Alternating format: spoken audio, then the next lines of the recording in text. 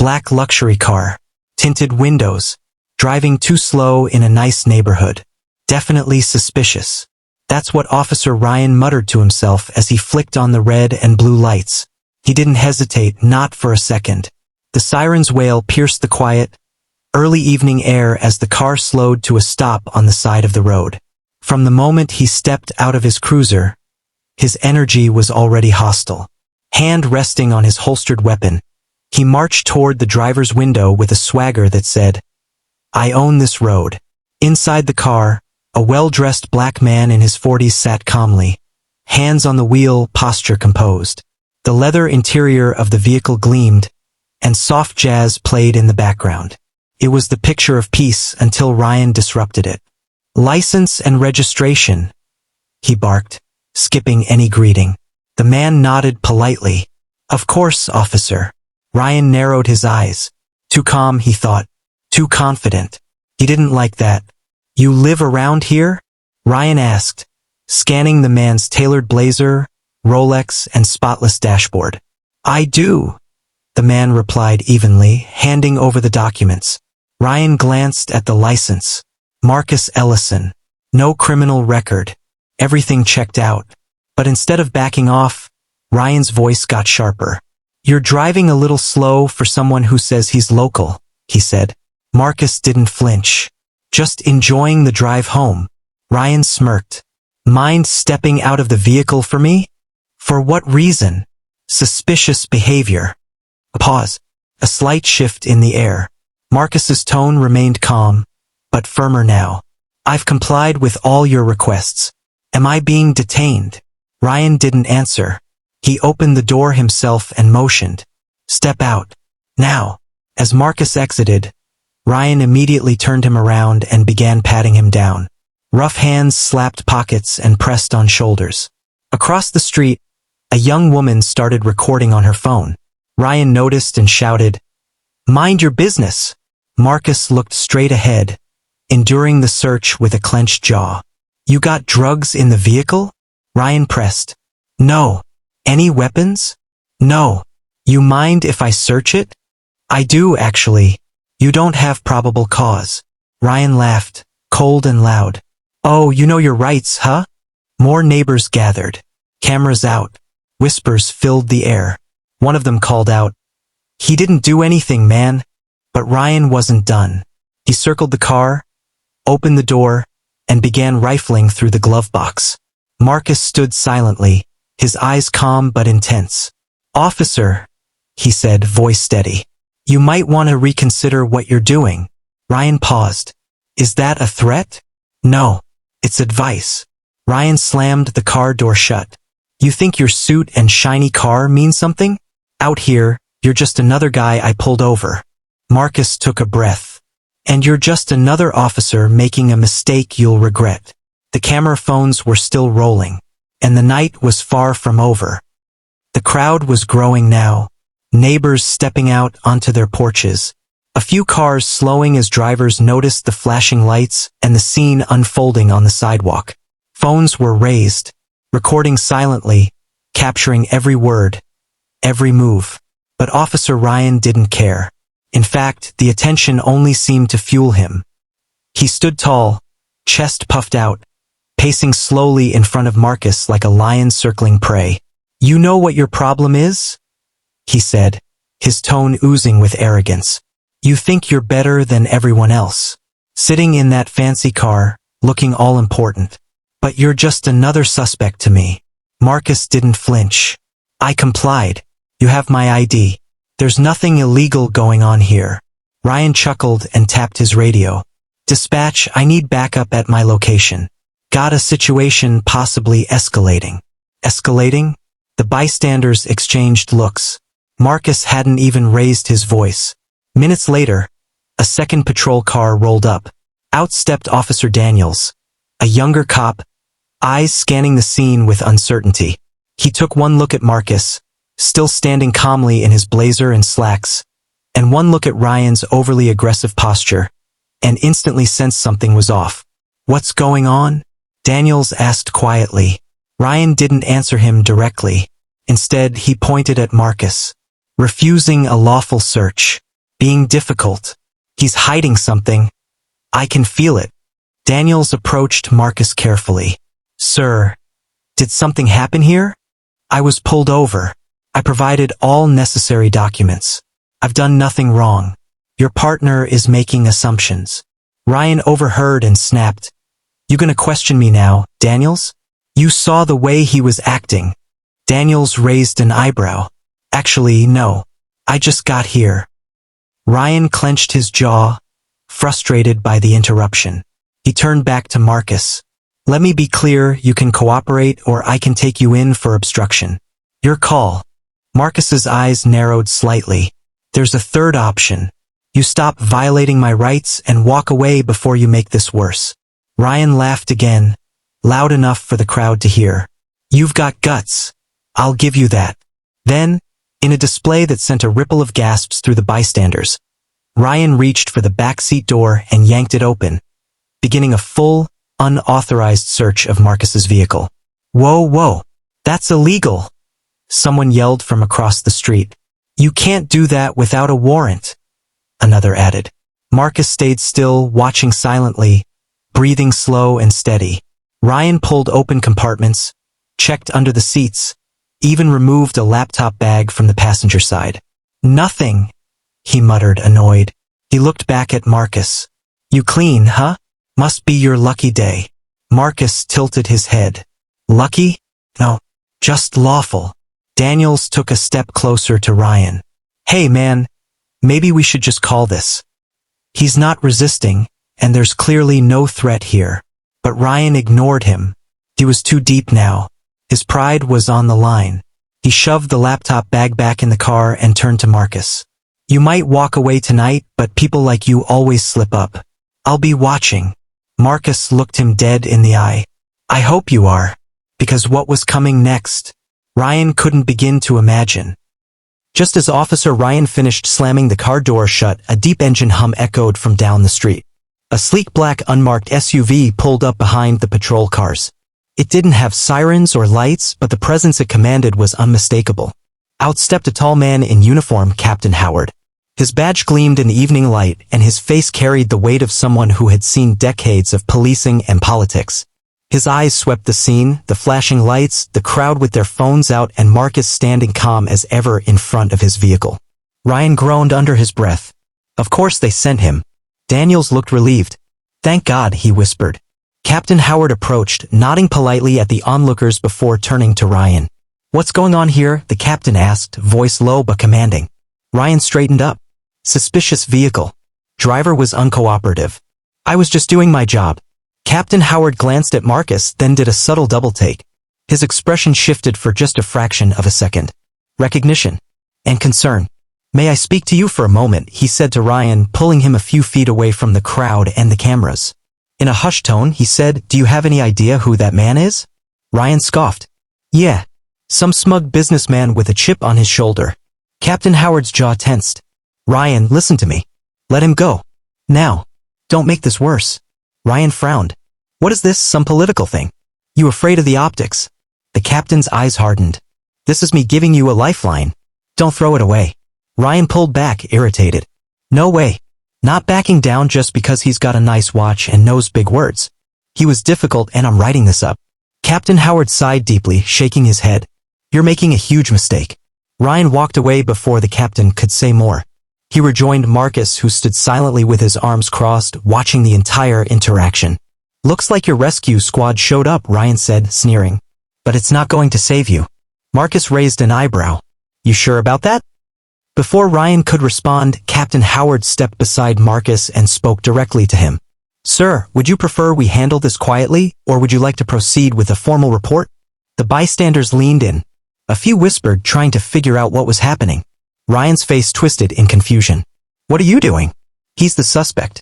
Captain Howard turned, eyes locked on Ryan's. No, he's not. Marcus gave a faint smile, still calm as ever. I told you. You might want to reconsider your actions. Ryan's voice rose slightly. What's going on? Who is this guy?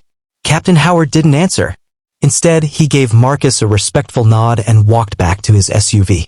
Daniels stayed frozen in place, eyes darting between the two men, now sensing something far bigger was unfolding. Ryan, unaware he was standing on the edge of a career-ending cliff, scoffed again. "You're not scaring me," he muttered. Marcus replied, cool as ever, "That's the problem." Ryan's patience was gone. The crowd had grown. More phones. More whispers. And Captain Howard's cryptic behavior only made things worse. Ryan felt the pressure, the heat of eyes on him, not just from civilians but from his own partner. And still, the man he pulled over, this Marcus Ellison, stood cool, collected, as if he knew how this would all play out. Ryan had had enough. "Turn around," he snapped, pulling out his handcuffs. Marcus didn't move. "You sure you want to do that?" Ryan stepped closer, waving the cuffs in front of him. "You think I won't? You think I'm bluffing?" He reached for Marcus's arm. In a single, deliberate motion, Marcus reached into his blazer pocket and pulled out a leather wallet. He flipped it open slowly so the crowd could see. So the body cams could see. And most importantly, so Ryan could see. A gleaming gold badge sat inside, next to a photo ID. Internal Affairs Division. Senior Director Marcus D. Ellison. The air went still. Ryan's jaw dropped. He blinked twice, not believing what he was seeing. He looked up at Marcus, then back at the badge. Daniels, standing behind them, gasped audibly. "Wait, your Internal Affairs?" Marcus tucked the badge away slowly. "Not just Internal Affairs. I run it." Ryan staggered back a step. Marcus continued, voice calm but powerful now, layered with the kind of authority that didn't need to shout. "I investigate police misconduct. Excessive force. Racial profiling. Abuse of power. The very things you've displayed tonight, in front of dozens of witnesses and multiple cameras." Ryan's mouth opened, but no words came out. "I gave you chances," Marcus said. "I gave you every opportunity to stop this before it got out of hand. But you were too arrogant to even consider that you might be wrong." The crowd buzzed. Phones zoomed in. They were catching every second. Ryan scrambled to recover. I didn't know who you were. You should have said something." Marcus narrowed his eyes. "So I have to be someone important for you to treat me like a human being? That's the excuse you're going with?" Daniels turned to Ryan. "Dude, what were you thinking?" Ryan spun around, eyes wild. He didn't act like law enforcement. He was smug, evasive. "No," Marcus interrupted. "I was composed. I was respectful. You saw a black man in a nice car and assumed he was a criminal. That's what this was." Captain Howard had never left. He stepped forward now, voice like steel. "It's over, Ryan.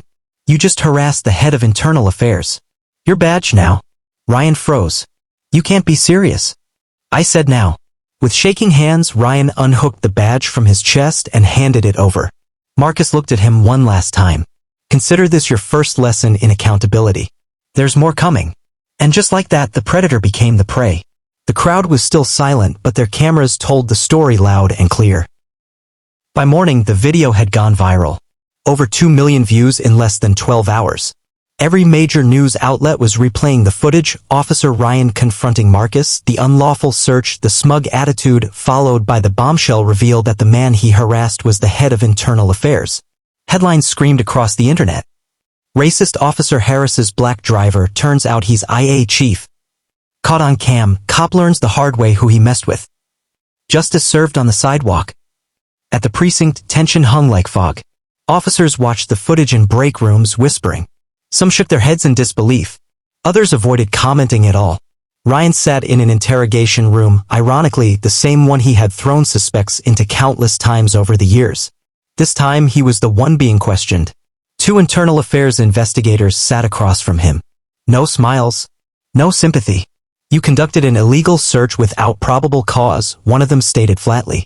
"I thought he was hiding something." "He had that attitude." "Attitude is not a crime," the other snapped.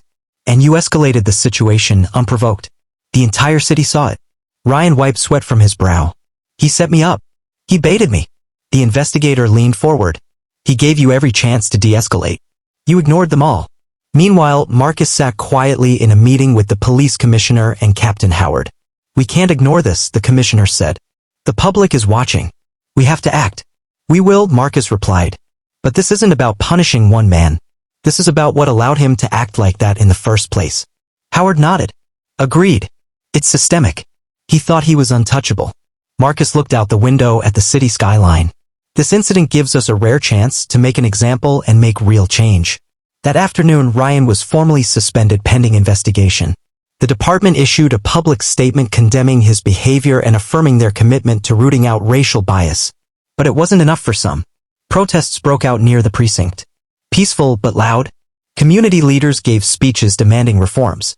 Signs were held high. We want accountability, justice for all, not just the powerful, and how many more Ryans? That evening, Marcus took the stage at a town hall meeting packed with residents and media. He spoke calmly, but every word hit like a hammer. This wasn't just about me. This happens to people who don't have badges, who don't have connections, who don't get to reveal a title and walk free. Today, it happened to someone with power. Tomorrow, it could be your son, your father, your neighbor.